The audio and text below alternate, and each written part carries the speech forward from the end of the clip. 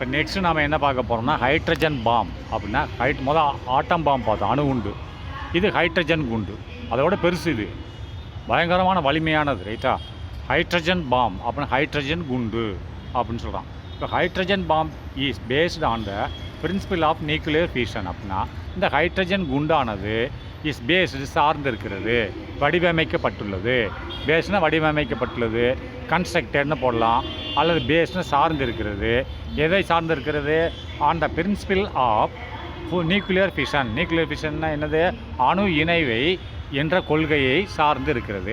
அந்த அணு இணைவு கொள்கையின் மூலமாக செய்யப்பட்டது தான் ஹைட்ரஜன் பாம். ரைட்டா?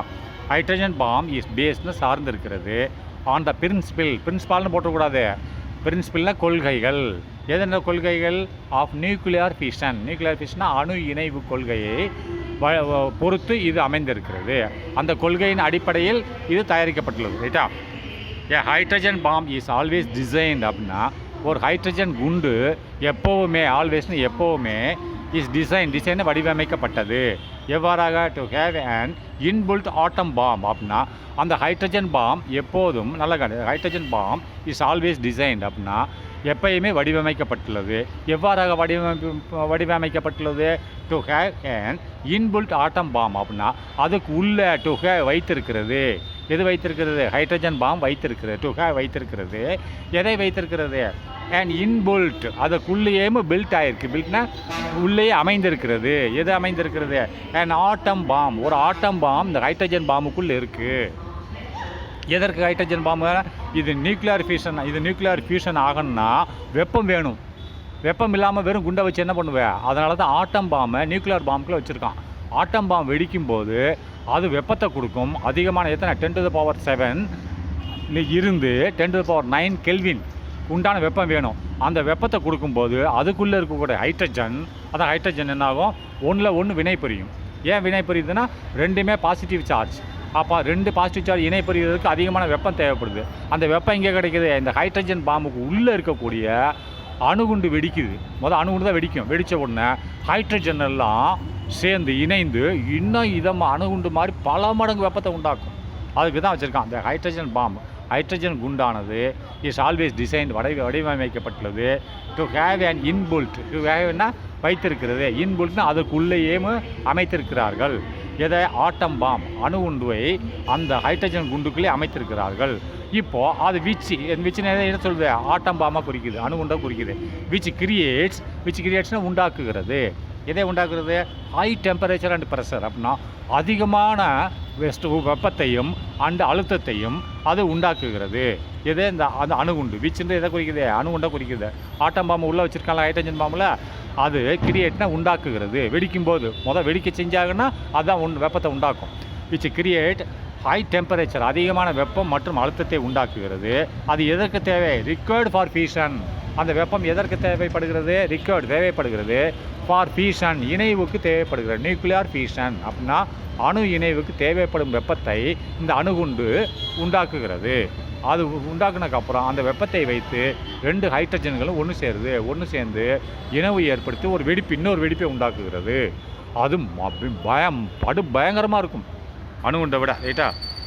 நெக்ஸ்ட்டு வென் இட் எக்ஸ்ப்ளோர்ஸ் பார்த்தா ரிக்வயர்டு ஃபார் ஃபியூஷன் இணைவுக்கு தேவைப்படுகிறது. இணைந்த உடனே என்னாகும்? வெடிப்பை ஏற்படுத்தும். ஹைட்ரஜன் வெடிப்பை ஏற்படுத்தும். வென் இட் எக்ஸ்ப்ளோர்ஸ் அப்படின்னா அது வெடிக்கும்போது. ரைட்டா? அது வெடிக்கும்போது வென் இட் எக்ஸ்ப்ளோர்ஸ் அப்படின்னு சொன்னால் வெண்ணுன்ற எதை குறிக்கிறது? வெண்ணுன்னு எக்ஸ்ப்ளோர் எதை குறிக்கிறது? அணுகுண்டு வெடிக்கும்போது இது வெப்பத்தை கொடுக்கிறது. அப்போது ஹைட்ரஜன்கள் ஒன்று சேர்ந்து அது அதிகமான இணைவை ஏற்படுத்தி அதிகமான வெப்பத்தை கொடுக்குறது. ரைட்டா? அப்போ நெக்ஸ்ட் பார்ப்போம். தென் ஃபியூஷன் டேக்ஸ் பிளேஸ். ஃபியூஷன்னா இணைவு நடைபெறுகிறது. நடைபெறுகிறது இந்த ஹைட்ரஜன் கோர்னா ஹைட்ரஜன் மத்தியில். ஹைட்ரஜன் கோர்னா ஹைட்ரஜனுக்கு உள்ளே இருக்கக்கூடிய நியூக்ளியஸ்க்குள்ளே நடைபெறுகிறது. கோர்னா நடுவில். ரைட்டா? கோர்னா நடுவில் என்ன இருக்குது? நியூக்ளியர் இருக்குது. Nucleus the plural form of the நியூக்ளியஸோட புளுலர் ஃபார்மு தான் நியூக்ளியர். ரெண்டு ஒன்று தான். அப்போது கோர்னு நடுவில் ஹைட்ரஜன் ஆட்டத்துக்குள்ளே நடுவில் நடைபெறுது. நடுவில் என்ன இருக்குது? நியூக்ளியஸ் இருக்குது. அதான் நியூக்ளியருக்குள்ளே நடைபெறுகிறது. அதான் சொல்லியிருக்கான். Then fusion takes place. ஃபியூஷன்னா இணைவு நடைபெறுகிறது. எங்கே? இந்த ஹைட்ரஜன் கோர்னு போடணும். ஹைட்ரஜனுக்கு நடுவில் இணைப்படுகிறது. And leads to the release of very large amount of energy. அப்படின்னா லீட்ஸ்னால் கொடுக்கறது, லீட்ஸ்னால் இங்கே கொடுக்கறதுன்னு அர்த்தம். அப்படி நடைபெற்று கொடுக்கறது, உண்டாக்குகிறது, உண்டாக்குன்னு போட்டுக்கோ, உண்டாக்குகிறது. எதை உண்டாக்குறது? த ரிலீஸ்னால் வெளியிடுகிறது. எதை வெளியிடுகிறது? Of very large amount of energy, அதிகமான ஆற்றலை வெளியிடுகிறது. ஆற்றல்னா heat in and uncontrolled manner. அது அன்கண்ட்ரோல்னால் கட்டுப்படுத்த முடியாத வழியில், மேனர்னு வழியில், கட்டுப்படுத்த முடியாத வழியில் எக்கச்சக்கமான ஹீட்டை வெளியிடுது அப்படின்றான்.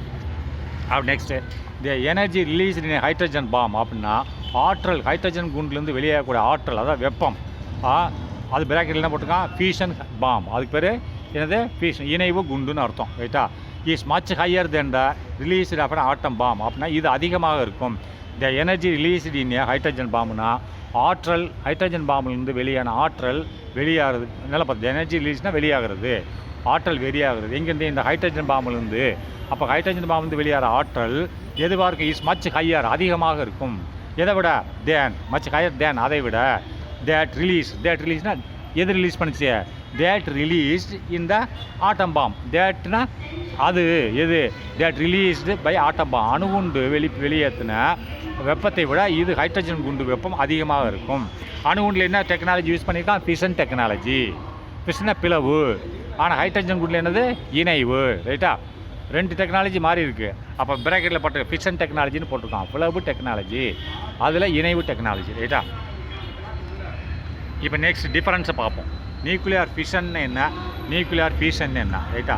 ரெண்டுக்குள்ளே வேறுபாடு என்னன்னு பார்ப்போம். அப்போது நான் ஃபஸ்ட்டு பாருங்கள், நியூக்ளியர் ஃபிஷன்றது அணுகுண்டில் ஏற்படுறான் பிளவு. ஒரு அணு இரண்டாக பிளவுபடும். ரைட்டா? அதுதான் சொல்கிறான். த ப்ராசஸ் ஆஃப் பிரேக்கிங் அப்னா உடைகிறது. த ப்ராசஸ்னால் வழிமுறை. என்ன வழிமுறை? ஆஃப் வழிமுறை. என்ன செயல்முறைன்னு வச்சுக்கோ. செயல்முறை, த ப்ராசஸ்னு செயல்முறை.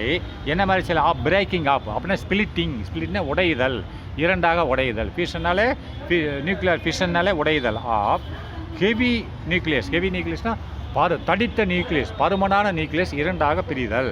இன்ட்டு டூ ஸ்மாலர் நியூக்ளியை அப்படின்னா இரண்டு சின்ன நியூக்ளியாக பிரிதல் தான் இந்த நியூக்ளியர் ஃபிஷன் என்று சொல்கிறார். இஸ் கால்டு நியூக்ளியர் ஃபிஷன் என்று சொல்கிறார்கள். அடுத்து ஃபியூஷன் என்னன்னு பார்ப்போம். நியூக்ளியர் ஃபியூஷன் என்பது இணைவு. நியூக்ளியர் இணைவு, அதாவது அணு இணைவு என்பது இஸ் காம்பினேஷன். இது இணைக்குது, ரெண்டு சின்ன நியூக்ளியை இணைக்குது. Is the combination of two லைட்டர்னா சின்ன நியூக்ளியை, ரெண்டு எடை குறைவான நியூக்ளியை இணைக்கிறது. இணைச்சு என்ன செய்யுது? டு ஃபார்ம் உண்டாக்குகிறது ஏ ஹெவியர் நியூக்ளியஸ், ஒரு பெரிய நியூக்ளியஸை உண்டாக்குது. ரைட்டா? அது உடைக்குது, இது உண்டாக்குது. ரைட்டா? Next can be performed at room temperature. இதுக்கு உஷ்ணம் தேவையில்லை. இது எந்த ஒரு டெம்பரேச்சர், ரூம் டெம்பரேச்சர் நார்மல், நம்ம வசிக்கக்கூடிய டெம்பரேச்சர், மனுஷன் வாழ்கிற டெம்பரேச்சரில் இது நடைமுறைக்கு இந்த குண்டை நம்ம செய்யலாம். குண்டு வெடிக்கும். ரைட்டா? செயல்பாட்டுக்கு வரும். கேன் பெர்ஃபார்ம்னா செயல்பாட்டுக்கு வரும். கேன் பி பெர்ஃபார்ம்டுனா செயல்பாட்டுக்கு வரும். இதில் எந்த வெப்பநிலையில்? At room temperature. ஆனால் அதுக்கு என்னது? ஃபியூஷன் வராது. அதுக்கு ஹெவி டெம்பரேச்சர் வேணும். 10⁻7 இல்லை இருந்து 10⁻9 கெல்வின் வரைக்கும் வேணும். அப்போ தான் வரும். இது என்ன? Extremely high temperature and pressure, அதாவது அதிகமான வெப்பநிலை மற்றும் அழுத்தம், அதிகமான அழுத்தம் தேவைப்படுகிறது. இஸ் நீடட் தேவைப்படுகிறது. அடுத்து மூணாவது, alpha beta gamma radiations are emitted. அப்படின்னா இதில் 3 கதிர்கள், பார்ட்டிக்கிள்கள், alpha particle, beta particle, gamma particle வெளியேற்றப்படுகின்றன. ஆல்ஃபா பீட்டா காமா ஆர் எமிட்டட்னா வெளியேற்றப்படுகின்றன. இதில் ஆல்ஃபா ரேஸ் வருது, ஆல்ஃபா கதிர்கள் வருது. ரைட்டா? அதில் பார்ட்டிக்கிள். இதில் ஆல்ஃபா ரேஸ் பாசிஸ்டான் கேள்விப்பட்டுங்களா? ஒரு புரோட்டான் பிரியும் போது அது எதுவாக மாறும்? ஒரு பாசிஸ்டானே கொடுக்கும், ஒரு நியூட்ரானையும் கொடுக்கும். ரைட்டா? எலக்ட்ரானை கொடுக்காது. அதேமாதிரி ஒரு நியூட்ரான் பிரியும் போது ஒரு எலக்ட்ரானை கொடுக்கும், அதேமாதிரி என்னத்தை கொடுக்கும்? ஒரு புரோட்டானை கொடுக்கும். நான் ஏற்கனவே சொல்லியிருக்கேன். அணு இயக்கத்தில் ஒரு புரோட்டான் பிரியும் போது செயல்பாட்டு எக்ஸஸாக ஒரு புரோட்டான் செயல்பாட்டுக்கு வரும்போது ஒரு பாசிஸ்டானை கொடுக்கும், அது போக ஒரு நியூட்ரானை கொடுக்கும். அதேமாதிரி நியூட்ரான் அதிகமாக பிரியும் போது ஒரு எலக்ட்ரானை கொடுக்கும், ப்ளஸ் ஒரு புரோட்டானை கொடுக்கும். இது ஞாபகம் வச்சுக்கணும். அப்போ இது ஆல்ஃபா ரேஸை கொடுக்குது, பாசிஸ்டானை கொடுக்குது. நியூட்ரினோ எப்போ வரும்னா நியூட்ரான் பிரியும் போது என்ன வரும்? நியூட்ரான் பிரியும் போது ஒரு எலக்ட்ரான் வரும், ஒரு புரோட்டான் வரும்னு சொன்னேன். நியூட்ரினோவும் வரும். ஒரு செயல்பாடுகளில் நியூட்ரான் அதிகமாக இருந்து பிரியும் போது நியூட்ரினோவும் வரும், புரோட்டான் வரும், ப்ளஸ்ஸு புரோட்டானோட சேர்ந்து ஒரு எலக்ட்ரான் வரும், ப்ளஸ் நியூட்ரினோவும் வரும். நல்லா பார்த்துக்கோங்க, ரைட்டா. எமிட்டட், இது 3 இது எமிட்டட்னு வெளியிடப்படுகிறது. Next fission leads to emission of gamma radiation. Fission வந்து இந்த பிளவு அது நியூக்ளியர் ஃபிஷன்னா அணுப்பிளவானது லீட்ஸ்னால் செல்லுகிறது, அணுப்பிளவின் முடிவில் செயல்படுகிறது. இந்த நியூக்ளியர் ஃபிஷன்னா இணைவு செயல்படுகிறது. எதற்கு? To emission of gamma radiations. அப்படின்னா காமா ரேடியேஷன்ஸ்னால் காமா கதிர்கள், ரைட்டா. காமா கதிர்வீச்சை இது உண்டாகு. ரேடியேஷனை கதிர்வீச்சு, ரைட்டா. அப்போ காமா கதிர்வீச்சை இது உண்டாக்குகிறது. அதுக்கு அடுத்து த ட்ரிகர்ஸ் த மூட்டேஷன் இந்த ஹியூமன் ஜீன். அப்படின்னா ட்ரிகர்ஸ்னால் தூண்டி விடுகிறது. இதை ட்ரிகர்ஸ்னால் தூண்டி விடுகிறது. எதை தூண்டி விடுகிறது? மூட்டேஷனாக மாற்றம். இது ஒரு மாற்றத்தை கொண்டு வருகிறது. ட்ரிகர்ஸ்னால் கொண்டு வருகிறது. எதில் மாற்றத்தை கொண்டு வருகிறது? இந்த ஹியூமன் ஜீன்னா மனுஷனோட ஜீன்னா ஒவ்வொருத்தனுக்கும் ஒரு ஜீன் இருக்கும். அந்த ஜீனில் வந்து இந்த கதிர்கள் காமா ரேஸு ஒரு மாற்றத்தை கொண்டு வருகிறது. அவன் ஜீன்லேயே ஒரு மாற்றத்தை கொண்டு வருகிறது. And causes genetic transform disease. காசஸ்னால் உண்டாக்குகிறது. இதை உண்டாக்குறது ஜெனட்டிக் அப்படின்னா பரம்பரை. ஜீன் மூலியமாக வர பரம்பரை. இப்போ என் பரம்பரை இந்த நான் அணு உண்டுனால பாதிக்கப்பட்டேன்னு சொன்னால் என் பரம்பரையே மாறிடும், ரைட்டா. என் ஜீனெல்லாம் மாறிடும், ரைட்டா. அதான் சொல்கிறான் த ஜெனட்டிக் டிரான்ஸ்ஃபார்ம் டிசீஸ். ஜெனட்டிக் அதாவது காசஸ் உண்டாக்குகிறது. இது பரம்பரை மாற்று வியாதியை உண்டாக்குகிறது. பரம்பரையிலிருந்து அது மாறி வேறு வியாதி வந்துக்கிட்டே பரம்பரையாக அந்த அணுக்கதிரிலிருந்து என் சந்ததிக்கு போயிட்டுருக்கு, என் குழந்தைக்கு வந்துக்கிட்டே இருக்கும். அதான் பரம்பரை காசஸ்னு உண்டாக்குறது. எதை உண்டாக்குறது? ஜெனட்டிக் அப்படின்னா ஜெனட்டிக்னு சொன்னால் ஜீன்ஸ் டிரான்ஸ்ஃபார்ம், ஜீன்ஸ் மாற்றத்தை. எது? பரம்பரை ஜீன்ஸ் மாற்றத்தை ஜீன்ஸ் மாற்ற நோயை உண்டாக்குகிறது. இது என்ன செய்யுது? Only light and heat energies emitted. இந்த மாதிரி காமா ரேஸை இது வெளியிடாது, ரைட்டா. ஒன்லி லைட் வெளிச்சம் மற்றும் அதிகமான வெப்பத்தை இது உமிழும், ரைட்டா. ஹைட்ரஜன் உண்டு. அடுத்து நெக்ஸ்ட்டு இப்போ சன் பீசஸ் பீசஸ்னு இணைகிறது. சன் பீசஸ்னால் வெளியேற்றுகிறது. சன் பீசஸ்னு இணைக்கிறது. எதை இணைக்கிறது? ஹைட்ரஜன் டு ஹைட்ரஜனை இணைச்சா தான் உனக்கு வெப்பம் அதிகமாக வரும். எது பீசன்னாலே இணைதல். எது இணைதல்? ஹைட்ரஜன் ஐசோடோப் இணைதல், ரைட்டா. ஹைட்ரஜன் ஐசோடோப் இணைதலுக்கு பேர் தான் பீசன் சொல்கிறாங்க, வேறு எந்த இதுவும் கிடையாது, ரைட்டா. அப்போ சன் பீசஸ்னால் சன் இணைக்கிறது. எபோட்னா தோராயமாக எதை இணைக்கிறது? 620 million metric tons of hydrogen. அப்படின்னு அடேங்கப்பா, 1 மில்லியன்னால 10 லட்சம். அப்போ 620 மில்லியன்னா 1 மில்லியனால 10 லட்சம். டன்னுன்னா என்னது? 10,000 கிலோ, ரைட்டா. அவ்வளோ 620 million ton metric tons of the hydrogen. அப்போ இவ்வளோ எடை கொண்ட ஒரு ஹைட்ரஜனுங்க சூரியன் இணைக்கிறது. ஈச் செகண்ட், ஒரு செகண்டுக்கு இப்படின்றதுக்கு முன்னாடி இவ்வளோ எடையுள்ள ஹைட்ரஜன்களை இணைக்கிறது. சன் பீசஸ்னு இணைக்கிறது, ரைட்டா. அண்டு ரேடியேஷன் வெளியேற்றுகிறது. ரேடியேஷனாக இந்த இடத்துல வெளியேற்றுகிறது. எதை வெளியேற்றுகிறது? எவ்வளோ வெளியேற்றுகிறது?